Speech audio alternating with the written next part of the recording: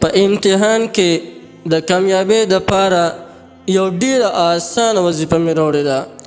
او دا عامه وظیفه نه ده، بلکې دا هغه وظیفه ده چې په دې باندې بار بار تجربه شوې ده او هغه کامیابه شوې ده. کوم یو انسان چې د امتحان حال ته د تلو نه مخکې 7 ځله د سورة انفال آیات نمبر 62 یعنی 62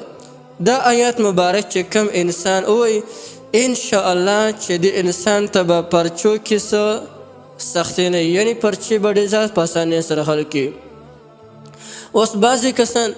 چې کله د امتحان حال ته لاړ شي هلته په دوی باندې یو ګبراهټ یو خوف او یره فی باندې راشي. اوس موږ غواړو چې زموږ ګبراهټ او دا خوف لرې شي، د هغې دپاره چا باندې د امتحان په حال کې ګبراهټ او یره راغله هغه دې په دغه ټیم کې دا ذکر وکړي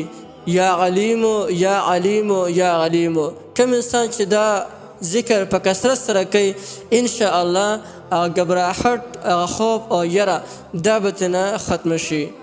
بعضې مخکې داسې وشي انسان ته ثابته پرچې یادي، لیکن کله چې د امتحان حال سختي د هغې د وجې نه په دې طالب علم باندې یو قسم له روب راشي چې ده ته څه یاد وي هغه هم ته نه هېر شي، نو په هغه ټیم کې دا ذکر په کثرت سره کوي یا علیمو یا علیمو.